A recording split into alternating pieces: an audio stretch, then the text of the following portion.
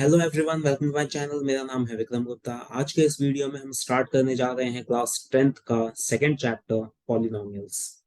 अगर आपने चैनल को सब्सक्राइब नहीं किया है तो प्लीज पहले सब्सक्राइब कर लें। तो चलिए स्टार्ट करते हैं आज का वीडियो।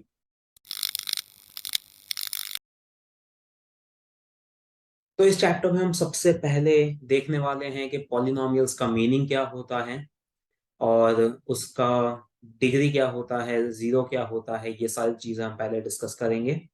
ये सब हम लास्ट ईयर 9th क्लास में ऑलरेडी सीख चुके हैं, लेकिन एक बार फिर से वो रिवाइज करना जरूरी है। तभी हम ये चैप्टर स्टार्ट कर पाएंगे, तभी हम इसका पहला कॉन्सेप्ट समझ पाएंगे। देखिए, हमने लास्ट ईयर ऐसा सीखा है कि पॉलिनोमियल किसे कहते हैं। ऐसा कोई भी एक्सप्रेशन जिसमें वेरिएबल जो होता है उसकी पावर में नेगेटिव या फ्रैक्शन नहीं आना चाहिए। सपोज अगर मैं कोई एक्सप्रेशन लिखता हूं x+3, तो अब इस एक्सप्रेशन में वेरिएबल है x। तो इसकी पावर में आप देखेंगे तो यहां पर पावर कुछ नहीं है, मतलब 1 है। तो यहां पर जो भी वेरिएबल है उसकी पावर में नेगेटिव या फ्रैक्शन नहीं है। 1 नेगेटिव नहीं होता, फ्रैक्शन भी नहीं होता। तो इसलिए इसे मैं पॉलिनोमियल कह सकता हूं।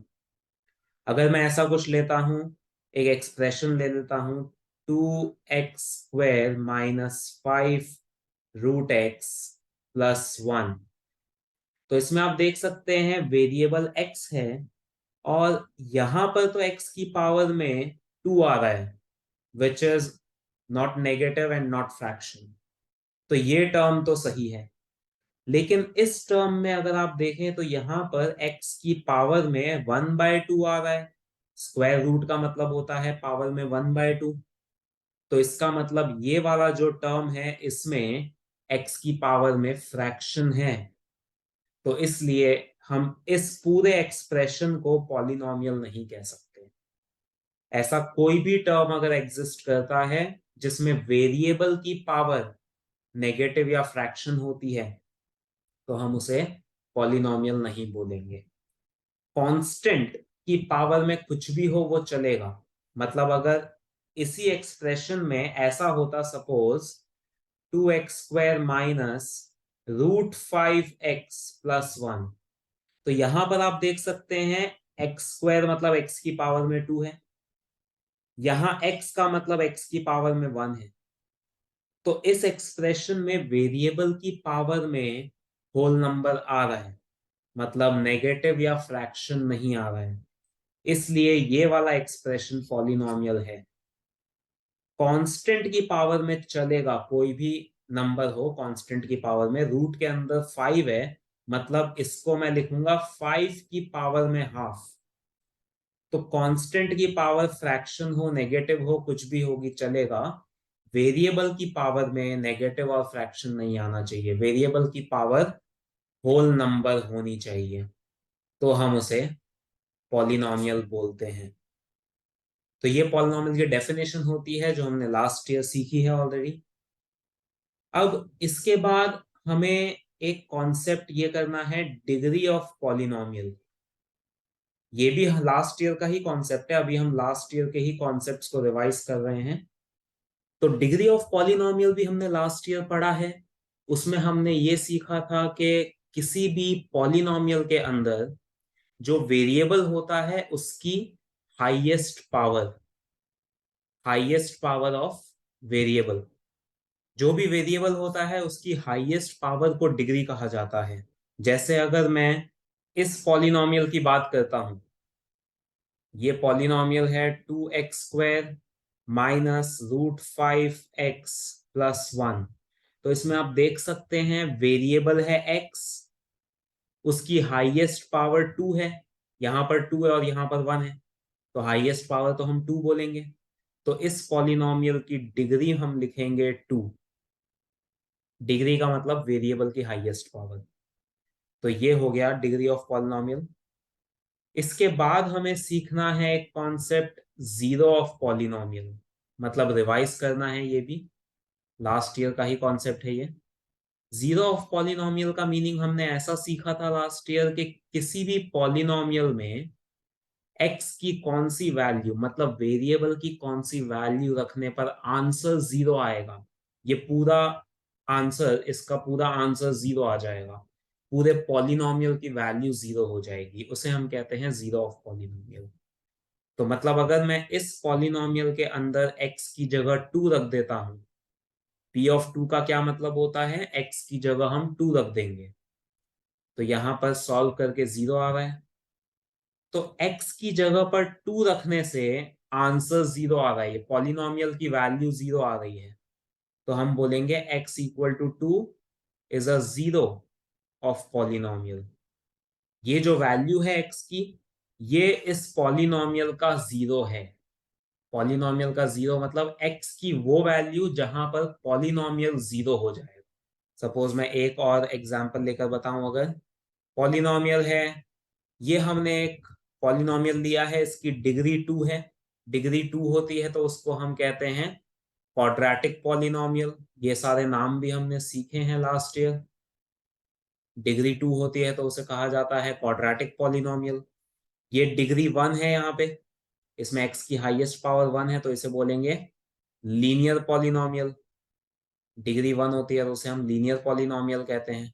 डिग्री 3 होती है तो क्यूबिक पॉलिनोमियल, 4 होती है तो बाय क्वाड्रेटिक पॉलिनोमियल। तो ये सारे नाम भी हम सीख चुके हैं लास्ट ईयर। तो अब यहाँ पर मैंने एक क्वाड्रेटिक पॉलिनोमियल लिया है, इसकी डिग्री 2 है, तो अब इसमें हम x की जगह कौन सी वैल्यू रखें जिससे आंसर जीरो आ जाए, उसे हम बोलेंगे इस पॉलिनोमियल का जीरो। तो अब किसी भी पॉलिनोमियल का जीरो फाइंड कैसे करते हैं, अगर हमें x की वैल्यू निकालनी है जिसपे ये पॉलिनोमियल जीरो हो जाए, तो हम क्या करेंगे, इस पॉलिनोमियल को जीरो से इक्वेट कर देंगे।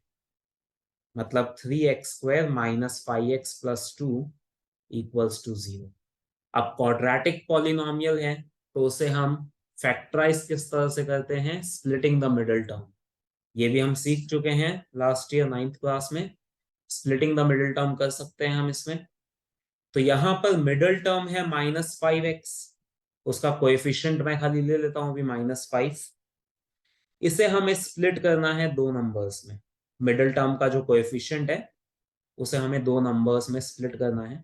फर्स्ट टर्म का कोएफिशिएंट और लास्ट टर्म कांस्टेंट टर्म, इन दोनों का मल्टीप्लिकेशन आएगा 6। फर्स्ट और लास्ट टर्म जो है उनके जो कोएफिशिएंट है उनका मल्टीप्लिकेशन 6 आ रहा है।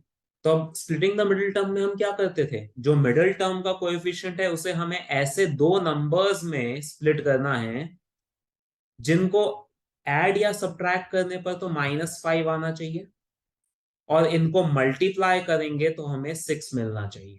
हमें ऐसे दो नंबर्स चाहिए जिनको ऐड या सब्ट्रैक्ट करने पर ये वाला नंबर आएगा -5, और मल्टीप्लाई करने पर 6 आना चाहिए। तो ऐसे दो नंबर्स हो जाएंगे -3 और -2। आप देखें इन दोनों को ऐड करने पर -5 आता है और मल्टीप्लाई करने पर 6 आता है। तो इसलिए मैं -5 को स्प्लिट करूंगा -3 और -2 में, तो ये हो जाएगा -3x -2x। अब इन दोनों में से हम 3x कॉमन निकाल लेते हैं तो बचेगा x-1। इन दोनों में से -2 कॉमन निकालेंगे तो यहां पर तो x बचेगा। क्योंकि हमने माइनस कॉमन निकाल लिया है, नेगेटिव नंबर कॉमन निकालते हैं तो इसकी भी साइन चेंज करनी होगी, तो ये माइनस हो जाएगा और यहाँ 1। ये सब तो लास्ट ईयर का ही हम कर रहे हैं, कुछ भी नया नहीं है इसमें। स्प्लिटिंग द मिडिल टर्म हम लास्ट ईयर कर चुके हैं। अब ये x-1 कॉमन आ जाएगा तो बचेगा 3x-2। तो इस तरह से हमने इस पॉलिनोमियल को फैक्टराइज कर दिया ये दो फैक्टर्स में। ये हम क्या कर रहे हैं, इस पॉलिनोमियल के जीरोस फाइंड करने की कोशिश कर रहे हैं। सबसे पहले हमने ये पॉलिनोमियल को जीरो से इक्वेट किया क्योंकि हमें x की वैल्यू निकालनी है जिसपे पॉलिनोमियल जीरो हो जाए, तो हम उसको जीरो से इक्वेट कर देंगे। फिर हम इसमें स्प्लिटिंग द मिडिल टर्म से फैक्टराइज करेंगे। अब ये जो दो फैक्टर्स आ गए हैं उन दोनों को हम जीरो से इक्वेट करते हैं। x-1 equal to zero, 3x-2 equal to zero. तो यहां से x आएगा 1 और यहां से आएगा 2/3। तो ये है x की दो वैल्यूज जहां पर पॉलिनोमियल जीरो हो रहा है, तो इन दोनों को कहा जाएगा जीरोस ऑफ पॉलिनोमियल, इस पॉलिनोमियल के ये दोनों जीरोस हैं। तो इस तरह से हम पॉलिनोमियल के जीरोस फाइंड कर सकते हैं। तो अब हम यहाँ पर ये एक कॉन्सेप्ट, नया कॉन्सेप्ट सीखते हैं। अगर आप नोटिस करें तो ये जो पॉलिनोमियल है इसकी डिग्री क्या है? इस पॉलिनोमियल की डिग्री है 1। और इसमें कितने जीरोस आ रहे हैं? एक ही जीरो आ रहा है इसका, x इक्वल टू 2। सिर्फ एक ही जीरो है इसका, x की सिर्फ एक वैल्यू है जिसपे ये पॉलिनोमियल जीरो हो जाएगा, और इसकी डिग्री भी 1 है। तो जब डिग्री 1 है तो number of zeros is also 1। Number of zeros is 1। एक ही जीरो है इस पॉलिनोमियल का। इसी तरह ये वाले पॉलिनोमियल पे आते हैं तो इसकी डिग्री है 2। एक्स की हाईएस्ट पावर उसे हम कहते हैं डिग्री, तो इसकी डिग्री है 2। क्वाड्रेटिक पॉलिनोमियल है। और यहां पर आप देखेंगे तो इसके जो जीरोस आए हैं, ये दो जीरोस आए हैं, एक्स की दो वैल्यूज आई हैं जिसपे ये पॉलिनोमियल जीरो हो रहा है। 1 पे भी ये जीरो हो जाएगा, 2/3 पे भी जीरो हो जाएगा। तो यहां पर डिग्री 2 है तो इसके जीरोस भी दो आए हैं। तो number of zeros of p x is 2। तो जब डिग्री 1 है तो नंबर ऑफ जीरोस भी 1 है, डिग्री 2 है तो नंबर ऑफ जीरोस भी 2 आ रहे हैं। तो इससे हम एक कंक्लूजन ये निकाल निकाल पा रहे हैं कि जितनी डिग्री होती है पॉलिनोमियल की उतने ही जीरोस होते हैं। Number of zeros is same as the degree of polynomial, ऐसा हम कह सकते हैं। अब इसमें मैं एक और एग्जांपल लेता हूं क्वाड्रेटिक पॉलिनोमियल का। सपोज मैं एक पॉलिनोमियल ले लेता हूं ऐसा, x² माइनस 2x प्लस 1। इसके जीरोस मुझे निकालने हैं तो मैं इसको जीरो से इक्वेट कर दूंगा। अब यहां पर आप स्प्लिटिंग भी कर सकते हैं और इसमें इसे परफेक्ट स्क्वायर भी बना सकते हैं, आइडेंटिटी का यूज भी कर सकते हैं। ये वाली identity, a minus B whole square equal to a² minus 2ab plus b²।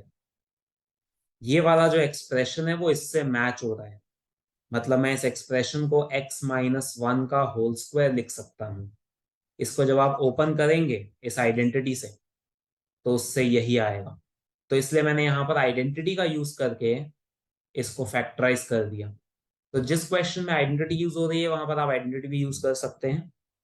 अब ये स्क्वायर को उस तरफ ले जाएंगे, जीरो का रूट जीरो होता है, तो यहां पर x की वैल्यू 1 आ रही है। तो अब इसमें ये क्वाड्रेटिक पॉलिनोमियल था, मतलब डिग्री 2 है। लेकिन इसमें आप देखेंगे तो एक ही जीरो आ रहा है इसका, तो x की एक ही वैल्यू आ रही है।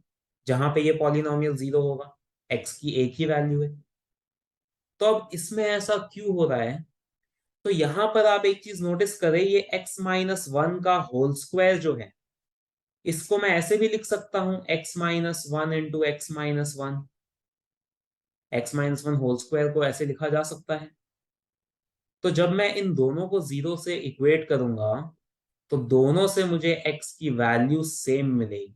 तो इसका मीनिंग ये है कि ये वाला जो पॉलिनोमियल है क्वाड्रेटिक पॉलिनोमियल, इसके भी जीरोस तो दो आ रहे हैं लेकिन वो दोनों जीरो सेम है, इसलिए हमें यहां पर एक ही आंसर मिला। मतलब क्वाड्रेटिक पॉलिनोमियल के हमेशा दो जीरोस होते हैं, लेकिन वो दोनों जीरोस डिफरेंट भी हो सकते हैं, जैसे यहां पर थे दोनों डिफरेंट थे, और सेम भी हो सकते हैं जैसे यहां पर आए हैं। तो इसलिए इस पॉलिनोमियल के केस में हम ऐसा भी बोल सकते हैं कि इसका एक ही जीरो है, x इक्वल टू 1, एक्स की एक ही वैल्यू है जहां पर ये जीरो होगा। तो जब क्वाड्रेटिक में दोनों जीरो सेम आ जाते हैं तब हम ऐसा भी कह सकते हैं कि इस पॉलिनोमियल का एक ही जीरो है, x की सिर्फ एक ही वैल्यू है जहां पर ये पॉलिनोमियल जीरो आएगा। तो इससे हमने ये सीखा कि किसी भी पॉलिनोमियल की जो डिग्री होती है उस पॉलिनोमियल के मैक्सिमम उतने जीरोस होते हैं। मतलब क्वाड्रेटिक पॉलिनोमियल में मैं कह सकता हूं मैक्सिमम दो जीरोस आ सकते हैं। हो सकता है कि दो जीरोस आए, या एक आए या एक भी नहीं आए। ऐसा भी हो सकता है कि किसी क्वाड्रेटिक पॉलिनोमियल के कोई जीरोस ही नहीं है।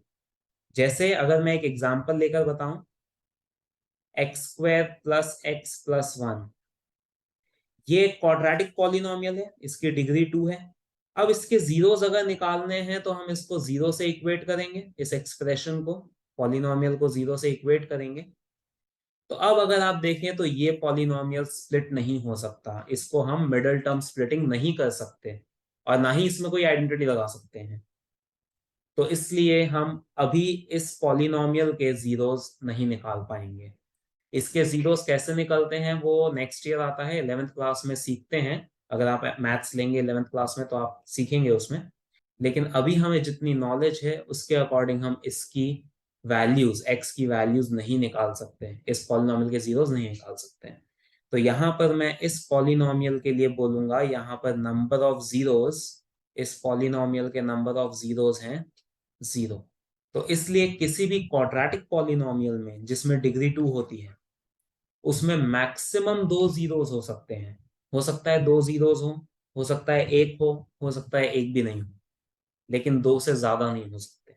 अब हम इन्हीं चीजों को ग्राफ से रिलेट करके देखते हैं। एक ग्राफिकल अप्रोच भी बताता हूं मैं कि किस तरह से नंबर ऑफ जीरोस पता लगाए जाते हैं ग्राफ का यूज करके। वो हम नया कॉन्सेप्ट अब सीखने जा रहे हैं। तो अब उसके लिए मैं स्टार्ट करता हूं पहले लीनियर पॉलिनोमियल से। तो मैं एक लीनियर पॉलिनोमियल ले लेता हूं, x-2, P x equal to x-2। ये एक लीनियर पॉलिनोमियल है, इसकी डिग्री 1 है, x की हाईएस्ट पावर 1 है तो डिग्री 1 है इसकी। तो अब अगर मैं इस पॉलिनोमियल का पहले जीरो निकाल के देखता हूं, तो P x equal to zero करेंगे तो x की वैल्यू 2 आ जाएगी। तो इसका एक ही जीरो आएगा, डिग्री 1 थी तो मतलब एक ही जीरो आएगा इसका। तो x इक्वल टू 2 आ गया इसका जीरो। अब मैं क्या करने जा रहा हूं, let P x equals to Y. ये जो px है इसको मैं एक बार y लिख रहा हूं, मतलब ये जो इक्वेशन है ये ऐसी हो जाएगी y इक्वल्स टू x-2। तो अब इस इक्वेशन को आप लीनियर इक्वेशन कह सकते हैं। This is a linear equation in two variables. ये कॉन्सेप्ट हमने सीखा है, linear equation in two variables का कॉन्सेप्ट लास्ट ईयर सीखा है हमने, एक पूरा चैप्टर किया था इसके ऊपर। तो इस इक्वेशन में जब हम x की जगह 2 रख रहे हैं तो y की वैल्यू हमें 0 मिल रही है। ये हमने अभी देखा, यहाँ पे x को 2 रखने पर पॉलिनोमियल 0 आ रहा है, मतलब y की वैल्यू 0 आ रही है। ठीक है, अब हम कुछ और वैल्यूज निकालते हैं। इस इक्वेशन को अगर मुझे ग्राफ पे प्लॉट करना हो तो उसके लिए हमें इसके सॉल्यूशंस चाहिए होते हैं। ये हम लास्ट ईयर सीख चुके हैं कि किसी भी linear equation in two variables को ग्राफ के ऊपर किस तरह से प्लॉट किया जाता है। तो इसके मैं कुछ सॉल्यूशंस और निकालूं, मतलब अगर मैं x की वैल्यू 3 ले लेता हूं, x को यहाँ पर 3 रखेंगे तो y की वैल्यू आ जाएगी 3-2 मतलब 1। तो x की वैल्यू जब 2 रखते हैं तो y 0 आता है, 3 रखते हैं तो 1 आता है। अब x की जगह अगर मैं 4 रख के देखता हूं तो y की वैल्यू आएगी 4-2 मतलब 2। तो ये हमने 3 सॉल्यूशंस निकाल लिए। अब हम इसको ग्राफ पे प्लॉट करते हैं। तो यहां पर हमारा पहला सोल्यूशन आया था 2,0 when x is 2 y is 0। तो x 2 है y 0 है, मतलब ये पॉइंट होगा। x is 3 y is 1, x 3 है और y 1 है, मतलब ये पॉइंट होगा। और x 4 है y 2 है, तो 4,2 मतलब ये होगा। अब इन तीनों पॉइंट्स को अगर हम ज्वाइन करें तो हमें कुछ ऐसी लाइन मिलेगी। तो ये आ गई line y equal to x-2, इस इक्वेशन की ये लाइन बन गई। तो इस तरह से हम किसी भी लीनियर इक्वेशन को प्लॉट करते थे ग्राफ के ऊपर, ये हमने लास्ट ईयर सीखा है, वही वापस से हमने रिवाइज किया है। तो अब यहाँ पर आप एक चीज नोटिस करें, तो जब x की वैल्यू 2 है तो y की वैल्यू 0 आ रही है, जिसको हम कहते हैं जीरो ऑफ पॉलिनोमियल। इसी को हम बोलते हैं जीरो ऑफ पॉलिनोमियल, जहां पे पॉलिनोमियल 0 होता है। इस केस में मैं कह सकता हूं जहां पे y 0 होगा। तो जब x की वैल्यू 2 है तो y 0 आ रहा है, मतलब वो कौन सा पॉइंट है, ये वाला पॉइंट है। ये वाला पॉइंट है जहां पे x की वैल्यू 2 है और y की वैल्यू 0 है। इस पॉइंट को मैं कह सकता हूं 2,0। तो आप देख सकते हैं कि ये जो लाइन है y equal to x minus two की जो लाइन है वो x एक्सिस को, ये वाली x एक्सिस है, ये y एक्सिस होती है, तो ये जो y equal to x minus two की लाइन है वो x एक्सिस को उसी पॉइंट पे इंटरसेक्ट कर रही है जो पॉइंट इस पॉलिनोमियल का जीरो आया था। ये समझ आ रहा है आप सबको? ये वाली जो लाइन है, मतलब ये जो इक्वेशन आई थी हमारी, वो x एक्सिस को, ये x एक्सिस को उसी पॉइंट पे इंटरसेक्ट कर रही है जहां पे इस पॉलिनोमियल का जीरो एग्जिस्ट करता है, x इक्वल टू टू पे। क्योंकि जहां पे x एक्सिस इंटरसेक्ट होगी वहीं पे तो y की वैल्यू जीरो आएगी। हमने ऐसा सीखा है लास्ट ईयर के x एक्सिस के ऊपर y हमेशा जीरो होता है। तो जहां पे ये वाली लाइन, ये वाली जो लाइन है, ये x एक्सिस को इंटरसेक्ट करेगी, वहां पे ही y जीरो आ सकता है। उस पूरी लाइन पे y जीरो होता है x एक्सिस पे। तो इसलिए ये लाइन x एक्सिस को उसी जगह इंटरसेक्ट करेगी जहां पे इस पॉलिनोमियल का जीरो एग्जिस्ट करेगा। तो अब हमारा कंक्लूजन ये है कि कोई भी पॉलिनोमियल का ग्राफ x एक्सिस को जहां इंटरसेक्ट करता है वो उस पॉलिनोमियल का जीरो होता है। एक बार फिर से, किसी भी पॉलिनोमियल का ग्राफ x एक्सिस को जहां इंटरसेक्ट करता है वो उस पॉलिनोमियल का जीरो होता है। क्योंकि इसका लॉजिक ये है कि जहां वो x एक्सिस को इंटरसेक्ट करेगा उस पॉइंट पे y हमेशा जीरो होगा, क्योंकि वो x एक्सिस के ऊपर पॉइंट है। और y के जीरो होने का मतलब है px का जीरो होना। y और px तो सेम है, तो इसका मतलब y जीरो है, मतलब वहां पे px जीरो है, और वहां पे px जीरो है मतलब पॉलिनोमियल जीरो है, और पॉलिनोमियल जीरो आ रहा है तो उसी पॉइंट को तो हम कहते हैं जीरो ऑफ पॉलिनोमियल। तो इस वजह से किसी भी पॉलिनोमियल का ग्राफ एक्स एक्सिस को जहां कट करेगा, जहां इंटरसेक्ट करेगा, वो पॉइंट उस पॉलिनोमियल का जीरो होगा। तो अब यही बात मैं यहां पर लिखने जा रहा हूं स्टेटमेंट में। The point eight which graph of a polynomial intersect x-axis is the zero of polynomial.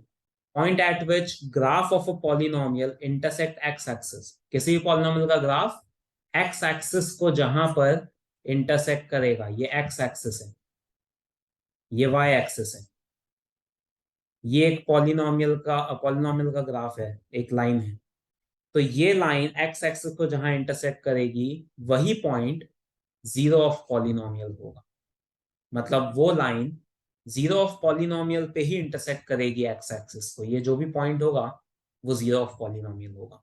तो अब इस पे से मैं ये भी कंक्लूड कर सकता हूं कि कोई भी पॉलिनोमियल का ग्राफ एक्स एक्सिस को जितनी जगह इंटरसेक्ट करेगा उतने जीरोस होंगे उस पॉलिनोमियल के।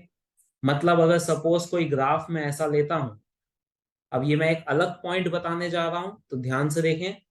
अगर मैं एक ग्राफ लेता हूं जो एक्स एक्सिस को इस तरह से दो जगह इंटरसेक्ट कर रहा है, तो एक्स एक्सिस को अगर दो जगह इंटरसेक्ट कर रहा है मतलब यहां पे भी वाई जीरो होगा और यहां पर भी वाई जीरो होगा, क्योंकि दोनों पॉइंट एक्स एक्सिस के ऊपर है तो दोनों जगह वाई जीरो होगा। वाई जीरो होने का मतलब है कि पी एक्स जीरो होगा, पॉलिनोमियल जीरो हो जाएगा, वाई और पी एक्स तो सेम होते हैं। और अगर पॉलिनोमियल की वैल्यू जीरो आ रही है मतलब इसे हम बोलेंगे जीरो ऑफ पॉलिनोमियल, यहाँ पर जो भी एक्स की वैल्यू होगी। और इधर भी पॉलिनोमियल जीरो आ रहा है मतलब इस पॉइंट पे भी जो एक्स की वैल्यू होगी उसको हम बोलेंगे जीरो ऑफ पॉलिनोमियल। तो क्योंकि दोनों ही पॉइंट पे y जीरो है इसलिए ये दोनों पॉइंट इस पॉलिनोमियल के जीरो हो जाएंगे। तो इसलिए मैं ऐसा कह सकता हूं कि कोई भी पॉलिनोमियल का ग्राफ एक्स एक्सिस को जितनी जगह पे इंटरसेक्ट करेगा उस पॉलिनोमियल के उतने जीरोस होंगे।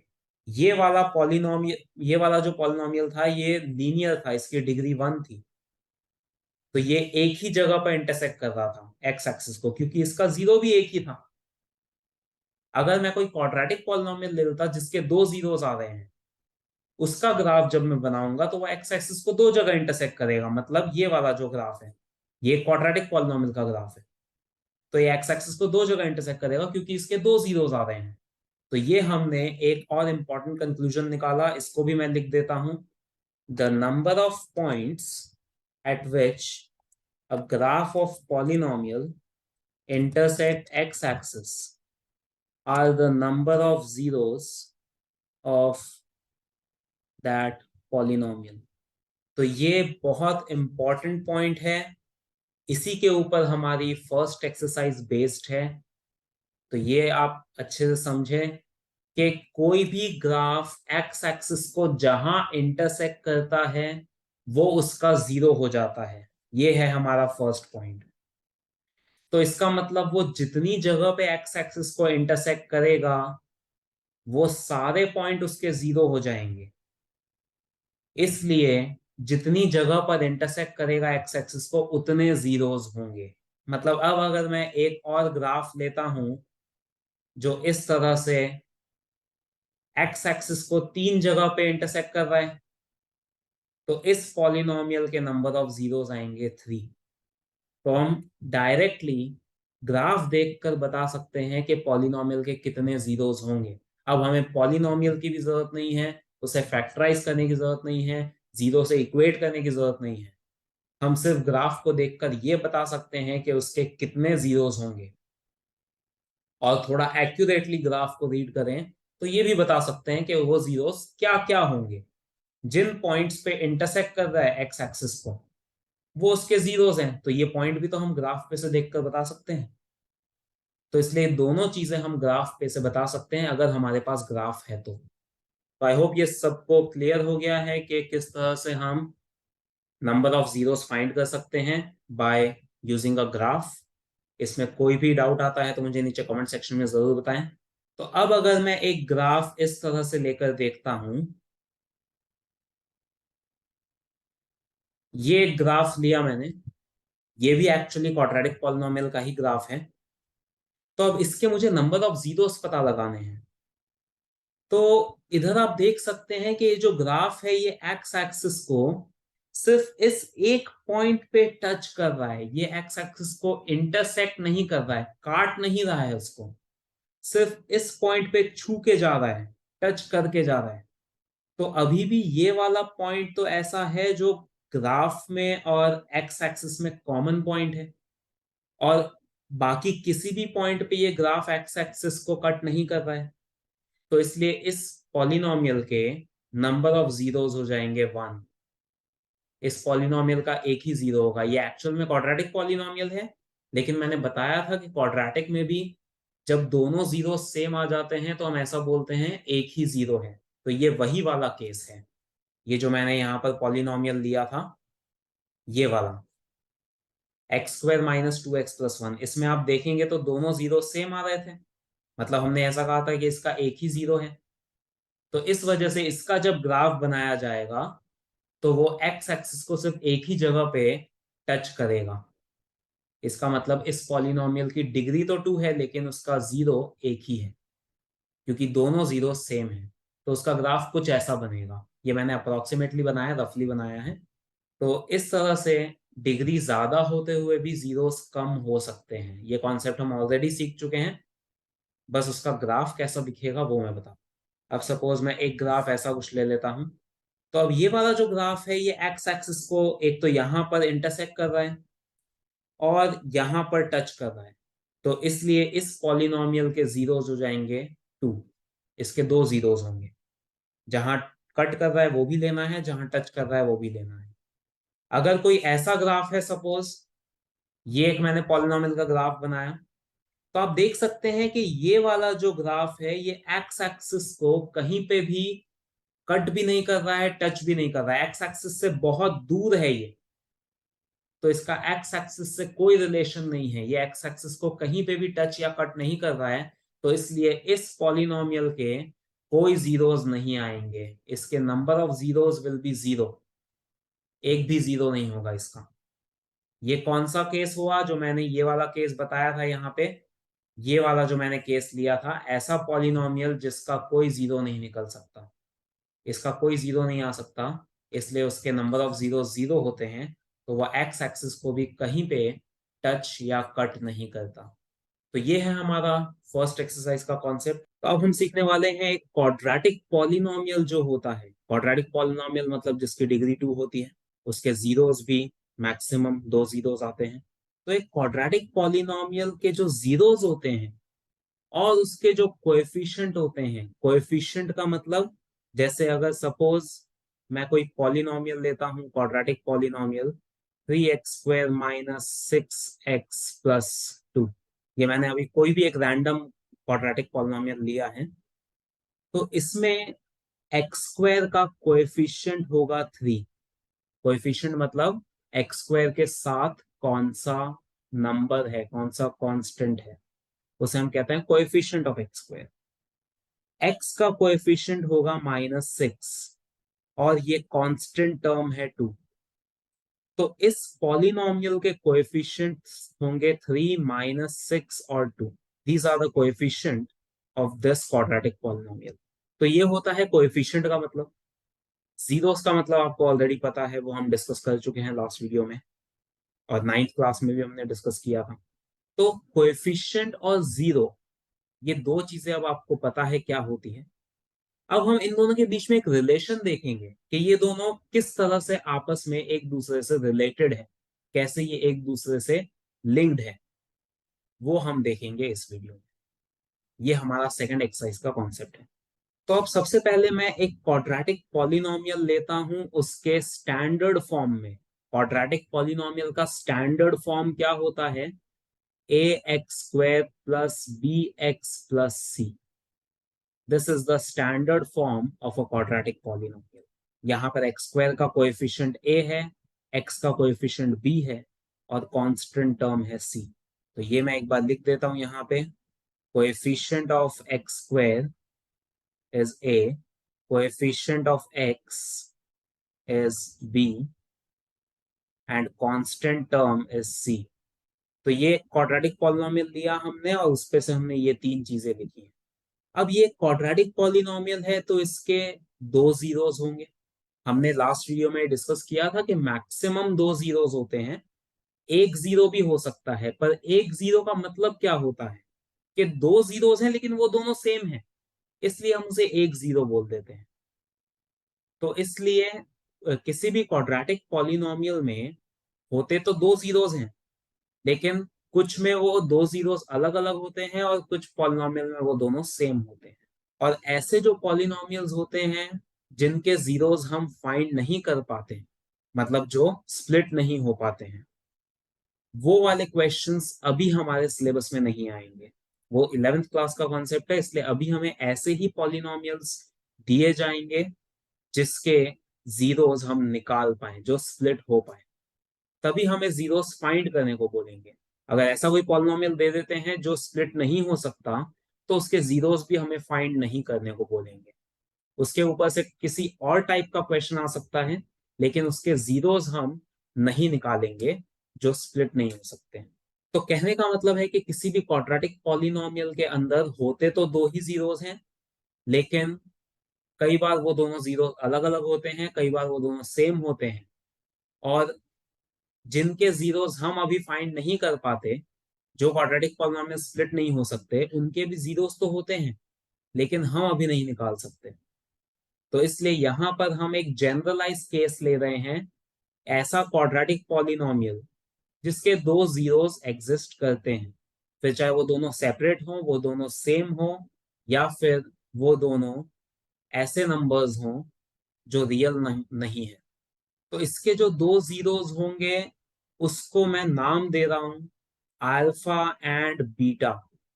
ये दोनों ग्रीक सिंबल्स हैं, इसे अल्फा कहते हैं, इसको बीटा कहते हैं। तो अल्फा एंड बीटा, इनको मैं जीरोस मान रहा हूं इस पॉलिनोमियल के। ये वाला जो पॉलिनोमियल मैंने लिया था जनरलाइज फॉर्म में, उसके जीरोस हैं अल्फा और बीटा। मतलब अगर सपोज कोई पॉलिनोमियल है, for example x² minus 5x plus 6, अब जब आप इसको स्प्लिट करेंगे, इसके जीरोस निकालेंगे, तो आपके पास वैल्यू आएगी x equal to 2, x equal to 3। इसमें मैं अभी डिटेल में नहीं जा रहा हूँ, थोड़ी देर में मैं इसको डिटेल में सॉल्व करके बताऊंगा। लेकिन जब आप इसको सॉल्व करेंगे स्प्लिटिंग द मिडिल टर्म से, तो ये दोनों जीरोस आएंगे। तो हम इन दोनों को अल्फा और बीटा कह रहे हैं। एक अल्फा हो जाएगा अल्फा की वैल्यू 2, और दूसरा बीटा हो जाएगा, बीटा की वैल्यू 3। आप इसको भी अल्फा ले सकते हैं और इसको बीटा ले सकते हैं, वो भी चलेगा, दोनों में से कोई भी एक अल्फा लेना है और दूसरा बीटा लेना है। तो कहने का मतलब है कि मैं ये जो पॉलिनोमियल है उसके जीरोस को अल्फा और बीटा नाम दे रहा हूँ, दैट्स इट। तो उसमें कुछ भी नया नहीं है, बस जीरोस को मैंने ये नाम दे दिया अल्फा एंड बीटा। तो यहां तक सभी को क्लियर है कि हमने जो क्वाड्रेटिक पॉलिनोमियल लिया है इसके दो जीरोस एग्जिस्ट करते हैं। वो दोनों जीरोस अलग अलग भी हो सकते हैं, वो दोनों जीरोस सेम भी हो सकते हैं, और वो जीरोस ऐसे भी हो सकते हैं जो रियल नहीं है, मतलब जो हम अभी नहीं निकाल पाएंगे, लेकिन क्वाड्रेटिक है मतलब इसके दो जीरोस तो होंगे, चाहे वो किसी भी तरह के हों।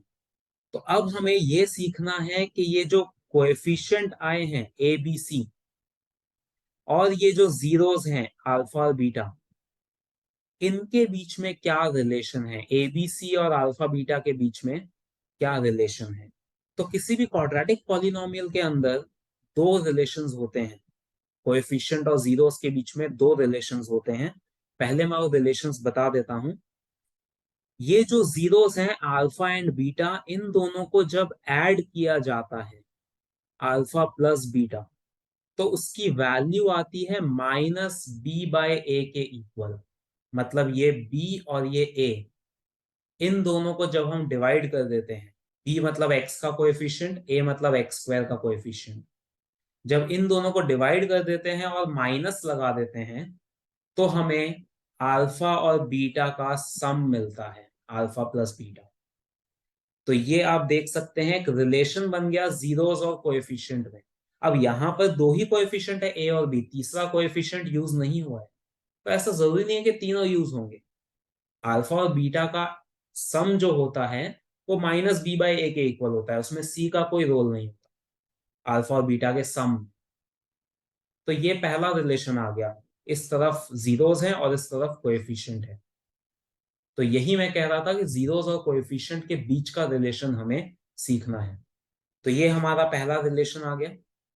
और दूसरा रिलेशन है कि ये जो अल्फा और बीटा है इनका प्रोडक्ट, मतलब इनका मल्टीप्लीकेशन, अल्फा इंटू बीटा, वो होता है c/a के इक्वल। c/a का मतलब हो गया कांस्टेंट टर्म जो है और एक्स स्क्वायर का जो कोएफिशिएंट है, इन दोनों को डिवाइड करते हैं तो हमें जीरोस का प्रोडक्ट, अल्फा और बीटा का प्रोडक्ट मिलता है। तो ये दूसरा रिलेशन हो गया, यहाँ पे सी और ए का यूज हो रहा है, इसमें बी का कोई यूज नहीं है। तो ये दो रिलेशन होते हैं जीरोस और कोएफिशिएंट के बीच में। अब इसके ऊपर से क्वेश्चन कैसा आता है वो मैं बताता हूं। पहले मैं एक एग्जाम्पल लेकर ये प्रूफ करके बता देता हूं कि किस तरह से ये रिलेशन सेटिस्फाई होता है। तो एक बार मैं यही वाला पॉलिनोमियल ले लेता हूं, यहाँ जो मैंने लिखा था x² - 5x + 6। तो हमारा पॉलिनोमियल है px = x² - 5x + 6। इसके जीरोस अगर हमें फाइंड करने हैं तो वो जीरोस फाइंड करना हमने लास्ट वीडियो में भी डिस्कस किया था, 9th क्लास में भी डिस्कस किया था। px को हम जीरो से इक्वेट करते हैं, ये जीरोस आपने अब तक वैसे फाइंड कर लिए होंगे, लेकिन फिर भी मैं एक बार फिर से फाइंड करके बता रहा हूँ, जिसको भी डाउट है वो इस पे ध्यान दें। मिडिल टर्म है -5, मिडिल टर्म का कोएफिशिएंट -5, उसे हमें स्प्लिट करना है दो नंबर्स में। फर्स्ट टर्म का कोएफिशिएंट 1 है, कुछ नहीं है मतलब 1। लास्ट टर्म कांस्टेंट टर्म 6 है, उन दोनों का प्रोडक्ट आ रहा है 6। तो -5 को हमें दो नंबर्स में स्प्लिट करना है जिनका एडिशन या सब्ट्रैक्शन तो -5 आना चाहिए और मल्टीप्लीकेशन 6 आना चाहिए। तो वो नंबर्स होंगे -3 और -2। ऐड करने पर -5 आता है और मल्टीप्लाई करने पर 6 आता है। तो ये हमारी स्प्लिटिंग हो गई। तो हम इसको लिखेंगे x² - 3x - 2x + 6।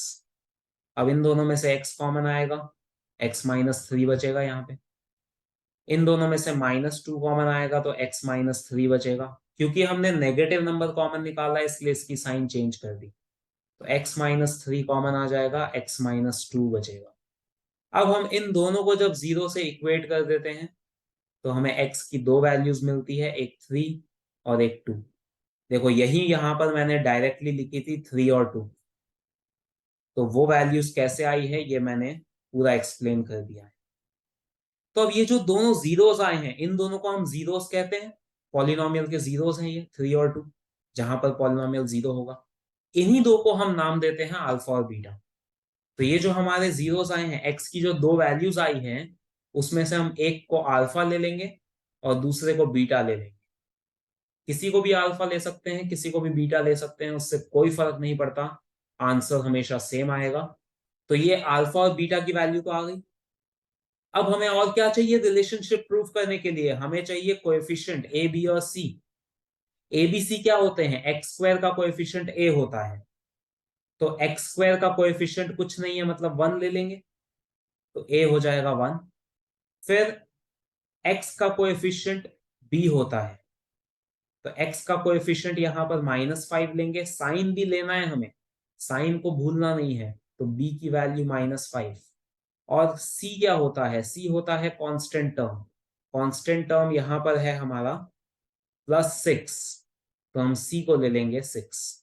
तो ये हमारे जीरोस भी आ चुके हैं और कोएफिशिएंट भी आ चुके हैं। बस अब हमें रिलेशन वेरीफाई करना है। तो अब देखें, फर्स्ट रिलेशन क्या था? Alpha plus beta equals to -b/a। तो हम क्या करेंगे, इसमें पहले एलएचएस को अलग से सॉल्व करेंगे, आरएचएस को अलग से सॉल्व करेंगे, और दोनों इक्वल आ रहे हैं या नहीं वो चेक करेंगे। तो हम सबसे पहले अल्फा प्लस बीटा की वैल्यू निकालते हैं, मतलब इन दोनों को हम ऐड करके देखते हैं क्या आएगा। तो वो आ रहा है 5। अब हम आरएचएस, आरएचएस का मतलब -b/a, -b/a निकालते हैं। तो माइनस तो सेम रहेगा, b की वैल्यू हम -5 ले लेंगे और a की वैल्यू 1 ले लेंगे।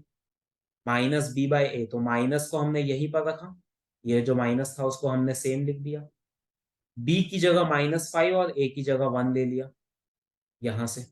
तो अब ये माइनस और ये माइनस दोनों प्लस हो जाएंगे, और नीचे 1 है तो उसको हमने हटा दिया। तो -b/a की वैल्यू आ रही है 5, अल्फा प्लस बीटा की वैल्यू आ रही है 5। तो इससे हमारा पहला रिलेशन वेरीफाई होता है, alpha plus beta equals to -b/a। तो इस तरह से हमें रिलेशन को वेरीफाई करना होता है। पहले हम पॉलिनोमियल के जीरोस फाइंड कर लेते हैं, उसे अल्फा और बीटा कहते हैं। पॉलिनोमियल जो दिया है उससे हम एबीसी निकाल लेते हैं, कोएफिशिएंट जो भी है वो एबीसी है। फिर हम पहले अल्फा और बीटा को ऐड करते हैं, उसकी वैल्यू निकाल ली हमने। फिर हम -b/a की वैल्यू निकाल लेते हैं कोएफिशिएंट की मदद से। अगर ये दोनों वैल्यू सेम आ रही है, अल्फा प्लस बीटा और -b/a की वैल्यू सेम आ रही है, मतलब रिलेशन वेरीफाई हो गया। और वो हमेशा सेम आनी चाहिए।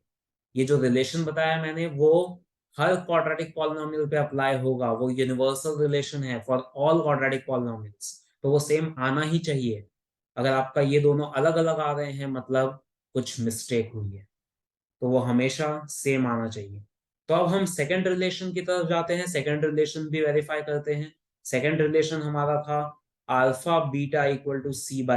अल्फा और बीटा का प्रोडक्ट c/a के इक्वल होता है। तो इसमें भी हम सेम कॉन्सेप्ट लगाएंगे, पहले हम एलएचएस निकालेंगे, अल्फा इंटू बीटा निकालेंगे।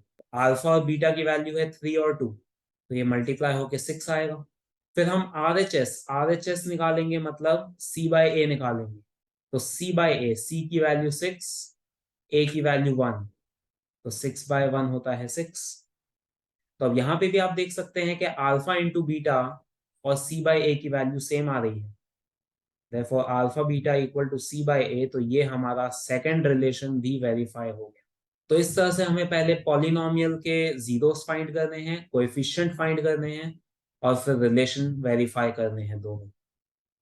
ये क्वेश्चन में हमें कहा होता है कि find the zeros and verify the relation, तब हमें ये सब कुछ करना है। आई होप ये सभी को क्लियर हो गया होगा। तो अब हम टेक्स्ट बुक के एनसीईआरटी के एग्जाम्पल्स पे जाते हैं, एग्जाम्पल नंबर 2 और 3 करके देखते हैं। तो एग्जाम्पल 2 में हमें एक पॉलिनोमियल दिया है x² + 7x + 10।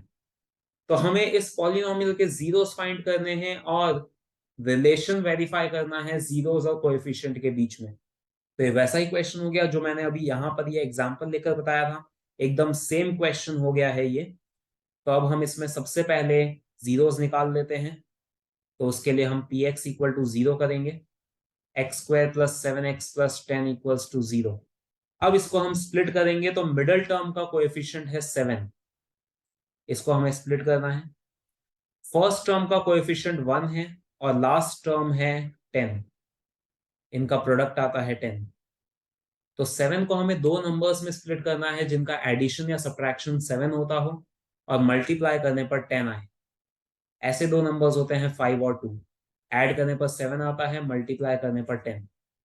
तो अब इसकी स्प्लिटिंग हो जाएगी, x square plus 5x plus 2x plus 10 equals to 0। अब इन दोनों में से हम x कॉमन निकालते हैं तो बचेगा x प्लस 5, इन दोनों में से 2 कॉमन निकालते हैं तो बचेगा x प्लस 5। तो x प्लस 5 और x प्लस 2 ये दो फैक्टर्स आ गए इस पॉलिनोमियल के। अब हम दोनों को जब 0 से इक्वेट करेंगे तो हमें x की दो वैल्यूज मिलेगी, x equals to -5 and x equals to -2। तो ये है इस पॉलिनोमियल के दो जीरोस। हम एक को अल्फा ले लेंगे और एक को बीटा ले लेंगे। तो हम ले लेते हैं alpha equals to -5 and beta equals to -2। तो ये अल्फा और बीटा की वैल्यूज तो आ गई हमारे पास। अब हम पहले कोएफिशिएंट लिख लेते हैं। कोएफिशिएंट है यहाँ पर, a हो जाएगा 1, एक्स स्क्वायर का कोएफिशिएंट, b हो जाएगा 7, x का कोएफिशिएंट, और c हो जाएगा 10 जो कांस्टेंट टर्म है। तो ये a b c आ गए। अब रिलेशन वेरीफाई करते हैं। तो पहला रिलेशन है हमारा, अल्फा प्लस बीटा की वैल्यू -b/a आनी चाहिए। तो हम अल्फा प्लस बीटा निकालेंगे पहले, LHS। तो अल्फा और बीटा है -5 और -2, उन दोनों को ऐड करेंगे तो आएगा -7। और -b/a निकालते हैं, RHS निकालते हैं। तो माइनस तो सेम लिखेंगे, ये जो माइनस है, b की जगह पर 7 आ जाएगा और a की जगह 1 आ जाएगा। तो ये आ गया -7। तो अल्फा प्लस बीटा और -b/a इक्वल आ गए हैं। तो ये हमारा फर्स्ट रिलेशन वेरीफाई होता है, alpha plus beta equals to -b/a।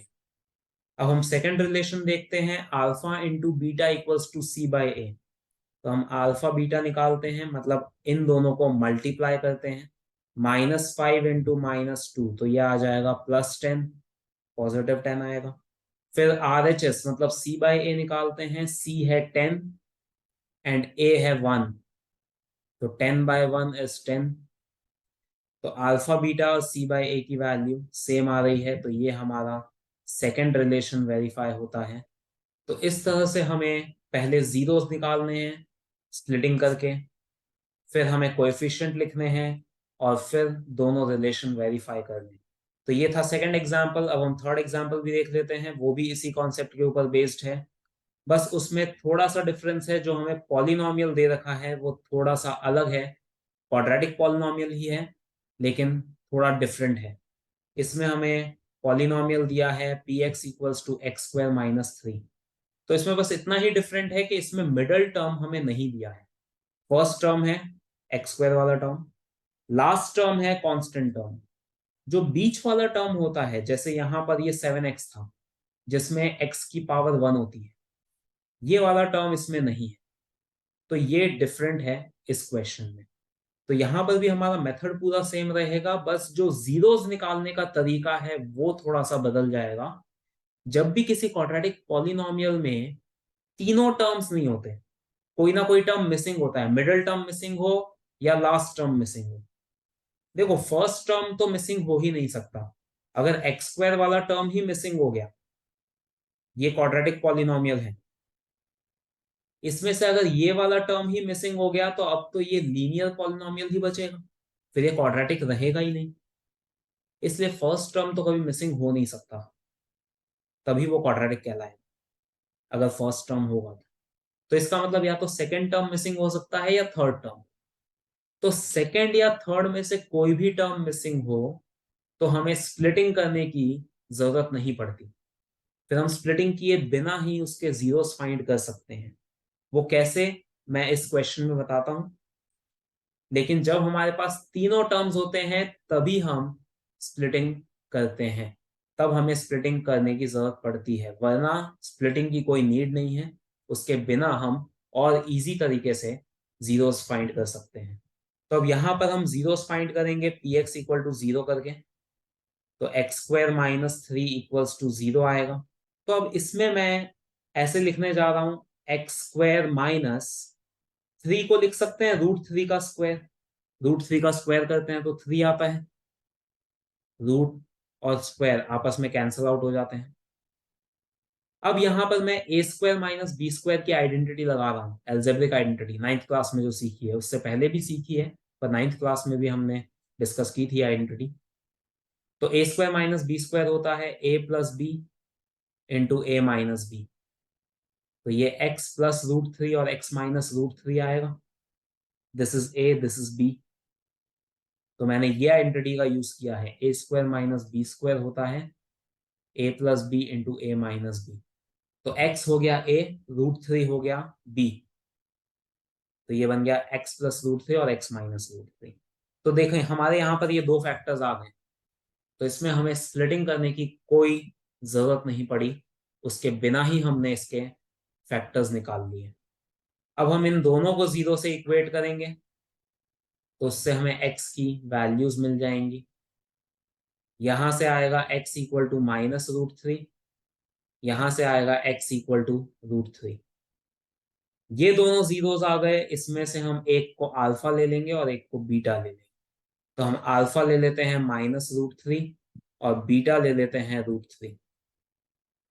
ये अल्फा और बीटा हो गया। अब पॉलिनोमियल से हम कोएफिशिएंट निकाल लेंगे। तो यहां पर देखें एक्स स्क्वायर का कोएफिशिएंट वन है, मतलब ए हो जाएगा वन।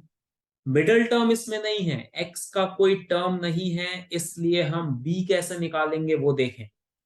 इस पॉलिनोमियल को मैं इस तरह से लिख सकता हूं, x square plus zero x minus three. Middle term नहीं था तो मैंने उसका कोएफिशिएंट जीरो मान लिया। जीरो एक्स का मतलब जीरो होता है, तो ये फिर से एक्स स्क्वायर माइनस थ्री आ जाएगा। तो जो भी टर्म मिसिंग हो उसका कोएफिशिएंट आप जीरो ले सकते हैं, उससे पॉलिनोमियल चेंज नहीं होता।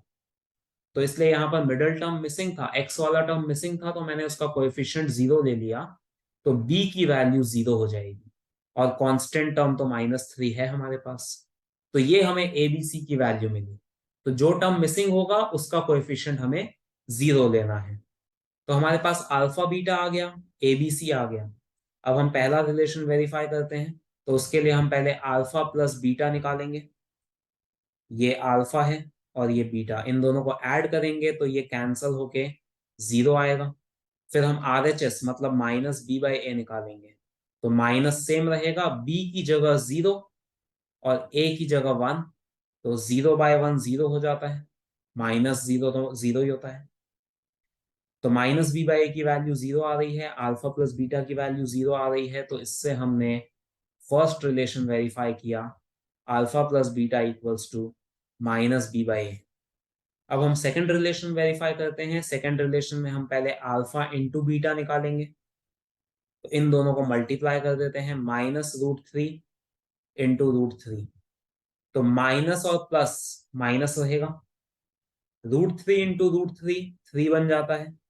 रूट थ्री और रूट थ्री को मल्टीप्लाई करेंगे तो वो रूट थ्री का स्क्वायर हो जाएगा, विच इज थ्री। तो अल्फा इंटू बीटा आ गया माइनस थ्री। अब हम आर एच एस मतलब सी बाई ए निकालते हैं। तो सी की वैल्यू है माइनस थ्री और ए की वैल्यू है वन। तो माइनस थ्री बाय वन मतलब माइनस थ्री होता है। तो अल्फा बीटा और सी बाय ए की वैल्यू सेम आ रही है, माइनस थ्री। तो ये सेकंड रिलेशन वेरीफाई हुआ, alpha beta equals to C by A. तो इस तरह से हमने दोनों रिलेशन वेरीफाई कर लिए। तो आज के इस वीडियो में हम सीखने वाले हैं कि एक क्वाड्रेटिक पॉलिनोमियल कैसे फॉर्म किया जाता है अगर हमारे पास जीरोस का सम और प्रोडक्ट गिवन है क्वेश्चन में। तो उसकी मदद से हम पॉलिनोमियल कैसे बनाते हैं। इससे पहले वाले वीडियो में हमने पॉलिनोमियल की मदद से सम और प्रोडक्ट वाला रिलेशन वेरीफाई करना सीखा था। वहां पर हमें पॉलिनोमियल दिया होता था, ऐसा कुछ हमने किया था कि अगर हमें इस तरह से एक क्वाड्रेटिक पॉलिनोमियल दिया है तो हम पहले इसके जीरोस निकालते थे, फिर कोएफिशिएंट निकालते थे और रिलेशन वेरीफाई करते थे। रिलेशन क्या थे? Alpha plus beta equal to minus B by A and alpha beta equal to C by A. ये दो रिलेशंस हमने वेरीफाई करते थे। अब यहाँ पर हम इसका एकदम अपोजिट करेंगे। हम ये देखेंगे कि अगर हमारे पास अल्फा प्लस बीटा और अल्फा बीटा की वैल्यू गिवन है क्वेश्चन में, तो उसकी मदद से हम पॉलिनोमियल कैसे फाइंड करें। तो ये मैं एक एग्जाम्पल की मदद से बताता हूं। सपोज हमारे पास एक पॉलिनोमियल के जीरोस का सम और प्रोडक्ट ये दिया है। अल्फा प्लस बीटा हमें गिवन है 5 एंड अल्फा इंटू बीटा हमें दिया है -4। ये हमारे पास जीरोस का सम और प्रोडक्ट गिवन है क्वेश्चन में। अब हमें इससे क्वाड्रेटिक पॉलिनोमियल फॉर्म करना है। तो अब उसके लिए हम क्या करेंगे? अगर हमें पॉलिनोमियल फॉर्म करना है, पॉलिनोमियल का स्टैंडर्ड फॉर्म, क्वाड्रेटिक पॉलिनोमियल का स्टैंडर्ड फॉर्म हमने डिस्कस किया है। ऐसा होता है A X square plus B X plus C. ये क्वाड्रेटिक पॉलिनोमियल का स्टैंडर्ड फॉर्म है। तो अगर मेरे पास ए बी सी की वैल्यूज आ जाती है तो मैं इस स्टैंडर्ड फॉर्म में ए बी सी सब्स्टिट्यूट करके पॉलिनोमियल निकाल सकता हूं। तो वो ए बी सी निकालने के लिए हम इसका यूज करेंगे। अल्फा प्लस बीटा और अल्फा बीटा की मदद से हम ए बी सी निकालेंगे, मतलब कोएफिशिएंट निकालेंगे, और वो हम इसमें रख देंगे पॉलिनोमियल के स्टैंडर्ड फॉर्म में, तो हमें पॉलिनोमियल मिल जाएगा। बस इतना ही करना है हमें। अब देखें ये हम कैसे करेंगे। तो यहाँ पर हम अल्फा प्लस बीटा का फॉर्मूला लगाने जा रहे हैं, माइनस बी बाय ए रखेंगे हम यहाँ पे। ये जो फॉर्मूला हमने डिस्कस किया था लास्ट वीडियो में, ये मैं यूज कर रहा हूँ। अल्फा प्लस बीटा की वैल्यू होती है माइनस बी बाय ए, तो मैंने अल्फा प्लस बीटा की जगह माइनस बी बाय ए रख दिया और यहाँ पर 5 रहेगा। ये जो माइनस का साइन है इसको मैं राइट साइड पे शिफ्ट कर देता हूँ, तो b by a equal to -5 आ जाएगा। और यहाँ पर अल्फा बीटा की वैल्यू मैं रख देता हूँ सी बाय ए। यहाँ से अल्फा बीटा की जगह सी बाय ए रख देंगे, तो ये हमारे पास बी बाय ए की वैल्यू आ गई और ये हमारे पास सी बाय ए की वैल्यू आ गई। यहाँ पर आप देख सकते हैं दोनों तरफ डिनोमिनेटर, दोनों ही इक्वेशंस में आरएचएस का डिनोमिनेटर 1 है, राइट साइड का डिनोमिनेटर 1 है। तो ये दोनों डिनोमिनेटर सेम होना जरूरी है। इसमें ये जो डिनोमिनेटर है और इसमें जो डिनोमिनेटर है वो सेम होना जरूरी है। अगर वो सेम नहीं होता है तो हम उसे सेम बनाते हैं। कैसे बनाएंगे वो हम आगे और क्वेश्चंस में देखेंगे। अभी मैंने ऐसा क्वेश्चन लिया है जिसमें ऑलरेडी डिनोमिनेटर दोनों में सेम है, दोनों में डिनोमिनेटर 1 है, तो ये क्वेश्चन थोड़ा सा इजी हो गया। तो अब हम ए बी सी की वैल्यूज निकालते हैं। यहां से ए की वैल्यू मैं 1 ले सकता हूं दोनों ही इक्वेशंस में से। कंपेयर करके मैं ए की वैल्यू 1 लिख सकता हूं, तो ए आ जाएगा 1। इसीलिए मैंने कहा था कि डिनोमिनेटर सेम होना चाहिए, जिससे हमारे पास दोनों इक्वेशंस में से ए की सेम वैल्यू आए। अगर डिनोमिनेटर अलग होता, यहाँ पे 2 होता और यहाँ पे 1 होता, तो हमारे पास यहाँ से ए की वैल्यू 2 आती और यहाँ से 1 आती, ए की दो दो वैल्यूज आती। इसलिए दोनों जगह डिनोमिनेटर सेम होना जरूरी है। तो ए आ गया 1। बी की वैल्यू हम इसमें कंपेयर करके -5 ले सकते हैं, बी की वैल्यू -5, और सी की वैल्यू हम यहाँ से -4 ले सकते हैं। तो ये हमारे पास ए बी सी की एक एक वैल्यू आ गई। अब यहाँ पर मैंने ऐसा क्यों कहा है कि एक एक वैल्यूज आ गई? बिकॉज ए बी सी की एक से ज्यादा वैल्यूज भी यहाँ पर एग्जिस्ट कर सकती है। वो कैसे एग्जिस्ट करेगी ये भी मैं समझाता हूं। अगर हमारे पास दो वैल्यूज का रेशियो होता है, जैसे हमारे पास ये रेशियो है b by a equal to -5/1, तो इसका मतलब ऐसा नहीं है कि a1 और b-5 ही होगा। a की वैल्यू और b की वैल्यू कुछ और भी हो सकती है। मतलब मैं इसी रेशियो को -10/2 भी लिख सकता हूं। ये भी कैंसिल होने के बाद -5/1 ही आ रहा है। तो इसका मतलब ये हुआ कि हम b बाय ए की वैल्यू -10/2 भी लिखेंगे तो उससे कोई फर्क नहीं पड़ता। -5/1 और -10/2 सेम होते हैं। तो अब हमारे पास a की वैल्यू 2 आ जाएगी और b की वैल्यू -10 आ जाएगी। ये भी मैं लिख सकता हूं। इसी तरह से अगर मैं b/a को -25/5 ले लेता हूं, अब इसमें भी कैंसल होने के बाद -5/1 आ रहा है, तो इसका मतलब मैं -25/5 भी ले सकता हूं। तो अब हमारे पास a की वैल्यू 5 आ जाएगी और b की वैल्यू -25 आ जाएगी। तो यहाँ पर हमारे पास a और b की मल्टीपल वैल्यूज आ रही है, बहुत सारी वैल्यूज आ रही है, क्योंकि हम रेशियो से, जब भी हमें रेशियो दिया होता है तो उससे हम डायरेक्टली ये वैल्यूज लिखते नहीं है, क्योंकि a और b की कई सारी वैल्यूज एग्जिस्ट करती हैं। लेकिन यहां मैंने अभी डायरेक्टली वैल्यूज लिख ली है, क्योंकि मैं सिर्फ इतना कह रहा हूं कि ए बी सी की एक एक वैल्यू तो ये होगी ही, इससे ज्यादा वैल्यूज भी एग्जिस्ट करेगी, लेकिन ए बी सी की एक एक वैल्यूज तो ये भी होगी। और मुझे एक एक वैल्यूज ही चाहिए, मुझे एक से ज्यादा वैल्यूज चाहिए नहीं। और एक एक वैल्यूज ही चाहिए तो वो मैं डायरेक्टली ऐसे कंपेयर करके लिख सकता हूँ। तो यहाँ पर आपको ये समझ आना चाहिए कि जब भी हमारे पास रेशियो होता है तो हम उससे डायरेक्टली वैल्यूज लिखते नहीं है जनरली, क्योंकि रेशियो का मतलब है कि इन दोनों क्वांटिटीज की वैल्यू बहुत सारी एग्जिस्ट करती है। जैसे यहां मैंने ए और बी की ये वैल्यूज निकाली, फिर मैंने ए और बी की ये वैल्यूज निकाली, और यहां मैंने ए और बी की ये वैल्यूज निकाली। तो ए और बी की कई सारी वैल्यूज एग्जिस्ट कर रही है, लेकिन उनमें से एक वैल्यू ये भी होगी, इसलिए मैंने ये वैल्यू ले ली, क्योंकि मुझे सिर्फ एक वैल्यू चाहिए अभी। तो इसलिए जनरली हम ऐसे डायरेक्टली कंपेयर करके नहीं लिखते हैं रेशियो में से, लेकिन अभी मैंने लिख दी है वैल्यू, क्योंकि मुझे एक एक वैल्यू चाहिए, वो मैंने ये ले ली। तो इस तरह से हम ए बी सी की एक एक वैल्यूज निकाल सकते हैं इन दोनों रेशियोज का यूज करके। यहाँ पर आपको इतना ध्यान रखना है कि दोनों में जो डिनोमिनेटर है वो सेम होना चाहिए, तभी आपको ए की कोई एक फिक्स वैल्यू मिलेगी। अब ए बी सी की वैल्यूज आने के बाद हम उसे रख देंगे इस पॉलिनोमियल के अंदर। तो हमारे पास पॉलिनोमियल आ जाएगा पी एक्स इक्वल्स टू, ए की जगह 1 रखेंगे तो ये x², बी की जगह -5 रखेंगे तो ये -5x, और सी की जगह -4 रखेंगे तो -4। तो ये हमारे पास पॉलिनोमियल आ गया जिसके जीरोस का सम 5 और -4 है। ऐसा पॉलिनोमियल हमें मिल चुका है। तो इस तरह से हम जीरोस का सम और प्रोडक्ट का यूज करके पॉलिनोमियल निकाल सकते हैं। पहले हमें सम का और प्रोडक्ट का फॉर्मूला लिखना है, ये जो मैंने यहाँ फॉर्मूला लिखा है। फिर हमें कंपेयर करके ए बी सी की वैल्यूज निकालनी है इन दोनों से, ये वैल्यूज, और फिर वो वैल्यूज हमें स्टैंडर्ड फॉर्म में रखनी है, तो हमें डायरेक्टली पॉलिनोमियल मिल जाएगा। अब मैं एक और क्वेश्चन लेता हूं जिसमें डिनोमिनेटर में 1 नहीं होगा। यहाँ पे मैंने ऐसा क्वेश्चन लिया है जिसमें दोनों का डिनोमिनेटर 1 है, लेकिन अब मैं ऐसा क्वेश्चन लेकर बताता हूँ जिसमें डिनोमिनेटर कुछ और दिया होगा। वो क्वेश्चन कैसे सॉल्व करेंगे वो देखते हैं।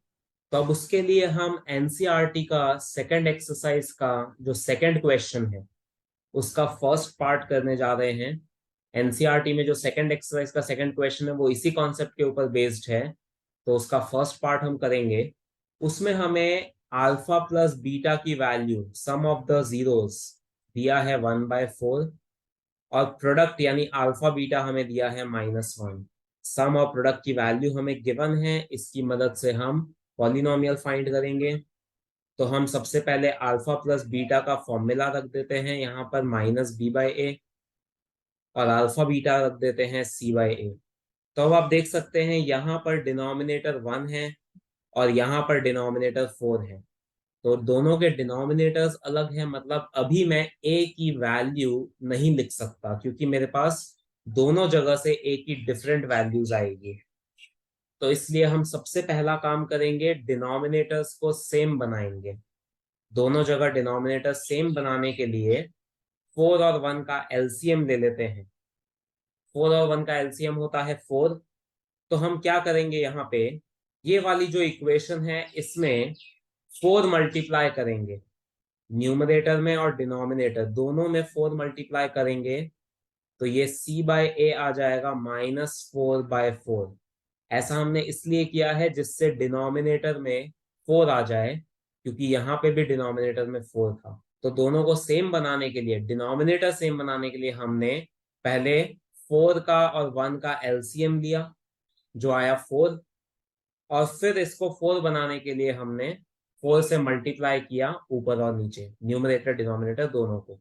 तो अब डिनोमिनेटर तो सेम हो चुका है दोनों में। अब हम ये वाला जो माइनस है इसको भी शिफ्ट कर देते हैं राइट साइड पे, तो b/a आ जाएगा -1/4। अब हम कंपेयर करेंगे तो a आ जाएगा 4, दोनों जगह से हमें a की सेम वैल्यू मिलेगी 4, b आ जाएगा -1 और c आ जाएगा -4। तो ये a b c की वैल्यूज आ गई। अब पॉलिनोमियल का स्टैंडर्ड फॉर्म, क्वाड्रेटिक पॉलिनोमियल का स्टैंडर्ड फॉर्म होता है ax² + bx + c। इसमें हम रख देते हैं a b c की वैल्यूज। तो पॉलिनोमियल आएगा हमारे पास, a की जगह 4 रखेंगे, b की जगह -1 और c की जगह -4। तो ये आ गया क्वाड्रेटिक पॉलिनोमियल।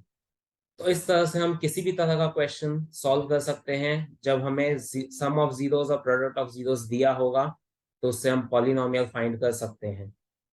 अगर डिनोमिनेटर दोनों में सेम होगा तो आपको कुछ भी मल्टीप्लाई या डिवाइड करने की जरूरत नहीं पड़ेगी, आप डायरेक्टली एबीसी निकाल सकते हैं, जैसा कि हमने लास्ट क्वेश्चन में किया था इसमें। और अगर डिनोमिनेटर अलग होगा तो फिर आपको मल्टीप्लाई डिवाइड करके पहले डिनोमिनेटर सेम बनाना है, जो भी डिनोमिनेटर है उसका एलसीएम लेकर डिनोमिनेटर सेम बनाना है, फिर एबीसी की वैल्यूज निकालकर पॉलिनोमियल फाइंड करना है।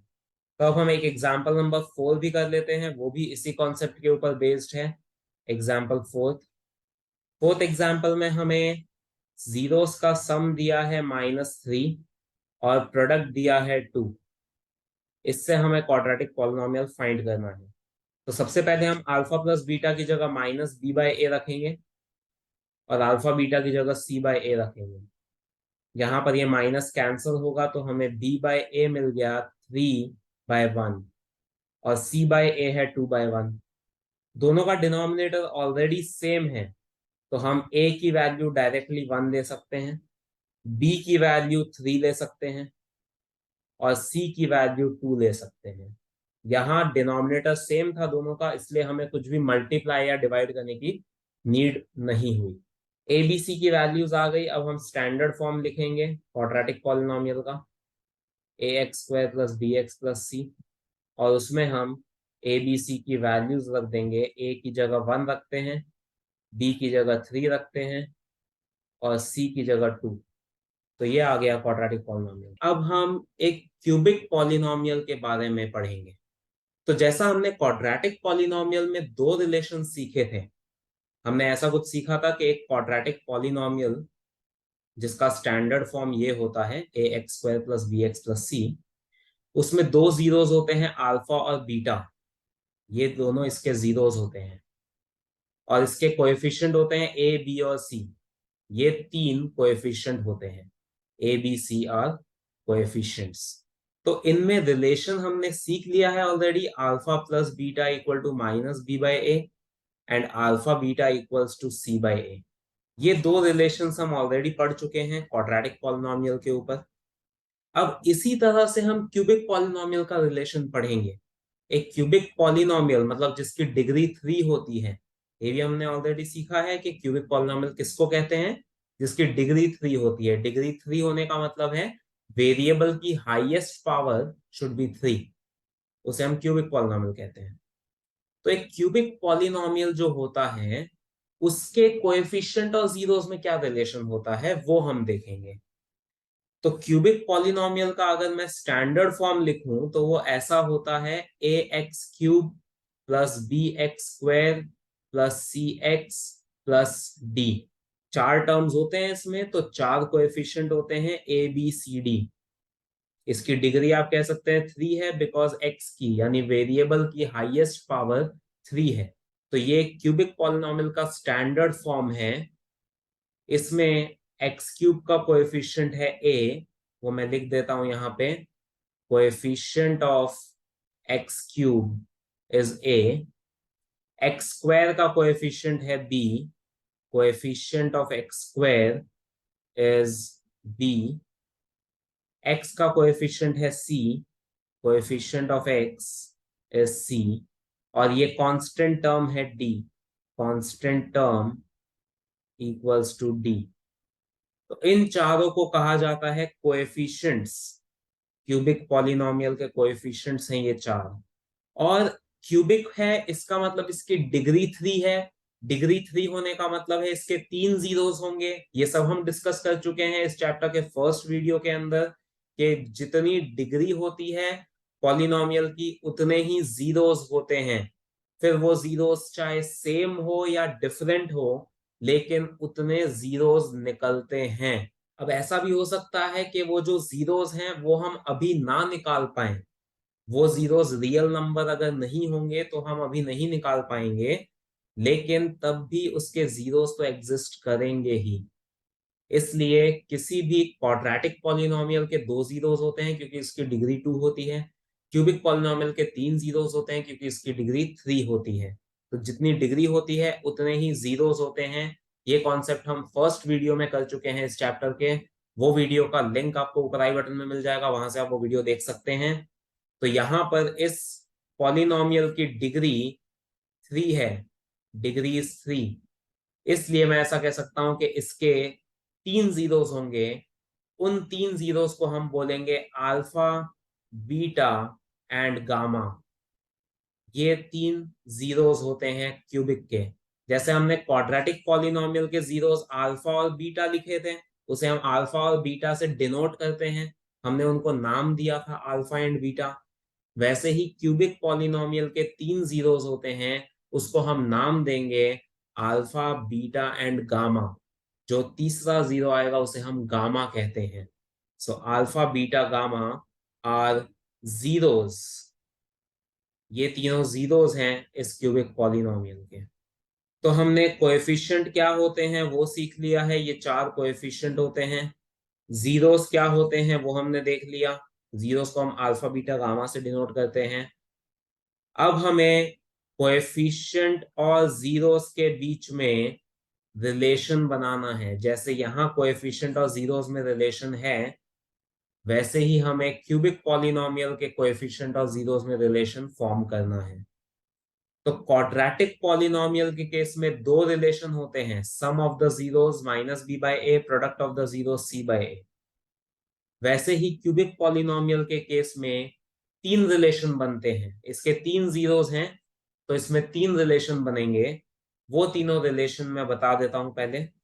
तो सबसे पहला रिलेशन है सम ऑफ द जीरोस। यहाँ पे भी जीरोस का सम जो होता है, मतलब तीनों का सम, अल्फा, बीटा और गामा, तीनों जीरोस का सम माइनस बी बाय ए। जो क्वाड्रेटिक पॉलिनोमियल में होता था अल्फा और बीटा का सम, इसमें 2 ही जीरोस थे तो उन दोनों का सम माइनस बी बाय ए आता था। क्यूबिक पॉलिनोमियल में 3 जीरोस हैं तो उन तीनों का सम माइनस बी बाय ए होगा।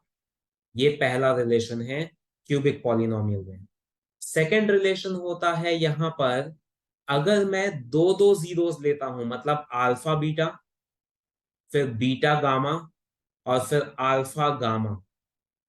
मैंने दो दो जीरोस लिए, पहले अल्फा और बीटा लिया, फिर बीटा और गामा लिया, फिर अल्फा और गामा, और उनको मल्टीप्लाई किया, alpha into beta, beta into gamma, alpha into gamma.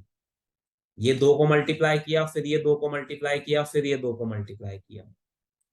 और इन तीनों वैल्यूज को अगर मैं ऐड कर देता हूं, अल्फा इंटू बीटा करके, उसमें ऐड करो बीटा इंटू गामा, और उसमें ऐड करो अल्फा इंटू गामा, तो ये जो पूरा एक्सप्रेशन आएगा हमारे पास, इसकी वैल्यू होती है c बाय ए। तो जैसे क्वाड्रेटिक पॉलिनोमियल में दोनों का प्रोडक्ट, अल्फा और बीटा का प्रोडक्ट c बाय ए होता था, क्यूबिक में दो दो जीरोस का प्रोडक्ट लेने के बाद जब उसे ऐड किया जाता है तो उसका सम c बाय ए के इक्वल आता है।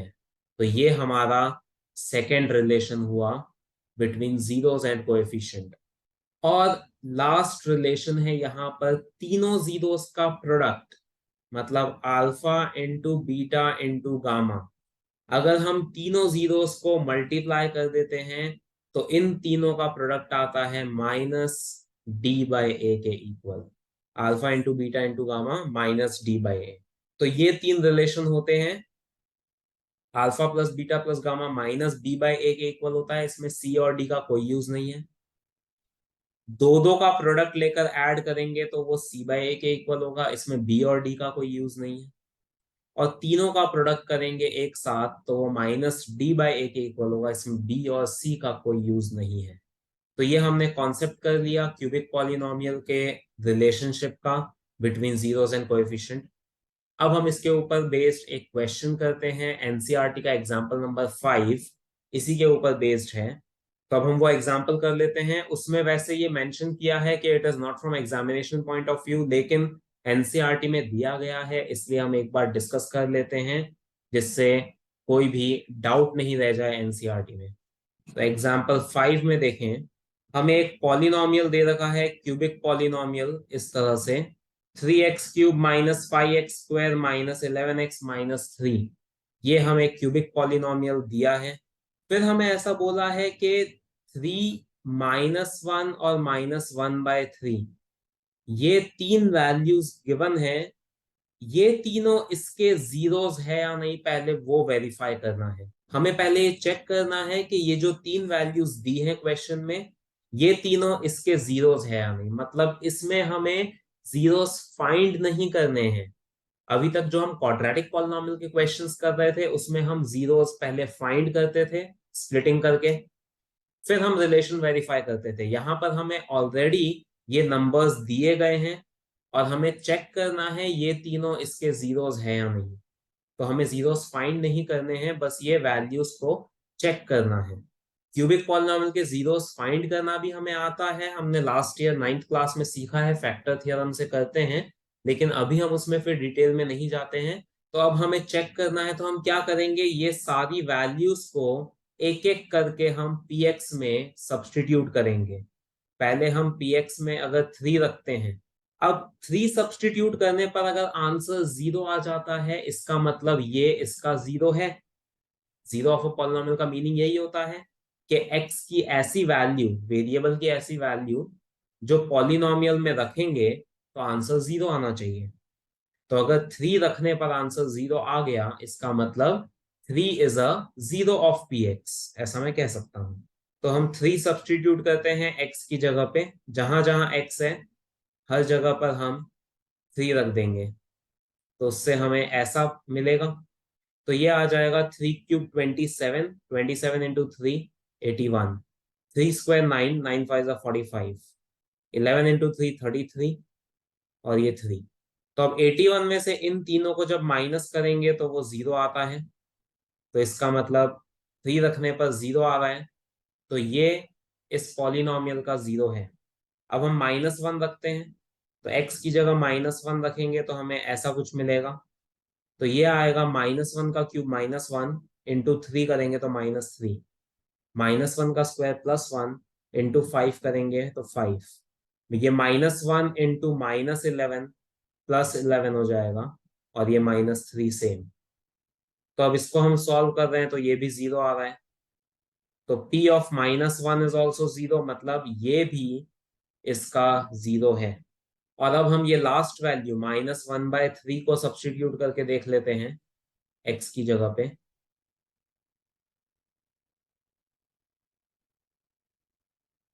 इसको सॉल्व करेंगे, -1/3 का क्यूब होता है -1/27, -1/3 का स्क्वायर होता है 1/9। ये माइनस बाहर आएगा तो +11/3 हो जाएगा ये, और -3 सेम। ये कैंसिल होगा तो बचेगा -1/9, यहाँ पे -5/9 +11/3 -3। अब इसमें हम एलसीएम ले लेते हैं, एलसीएम हो जाएगा 9। तो -1 -5, यहाँ पर 11 इंटू 3 33 हो जाएगा और यहाँ 9 3 27 आ जाएगा। तो ये ऊपर 0 आ गया तो 0/9 विच इज 0। तो इससे हमें p ऑफ -1/3 की वैल्यू 0 मिल रही है। तो -1/3 is also a zero of p x.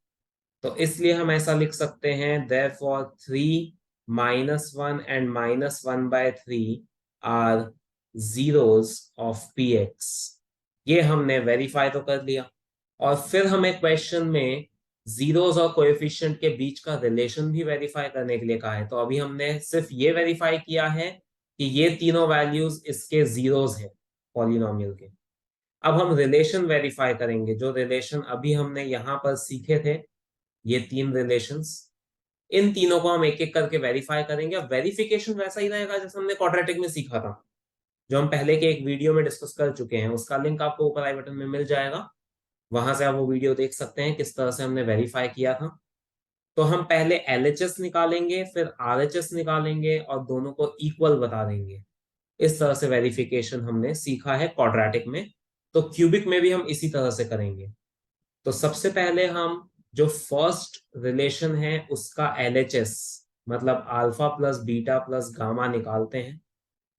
तो यहाँ पर हमारे पास अल्फा बीटा गामा की ये वैल्यूज हैं। तो यहाँ पर ये मैं एक बार लिख देता हूँ, अल्फा 3 ले लेते हैं, बीटा -1 ले लेते हैं, और गामा -1/3 ले लेते हैं। ये हमारे पास अल्फा बीटा गामा की वैल्यूज हैं, जीरोस की वैल्यूज हैं। और जो पॉलिनोमियल है उससे हमें कोएफिशिएंट मिल जाएंगे, वो भी मैं एक बार यहाँ लिख देता हूँ।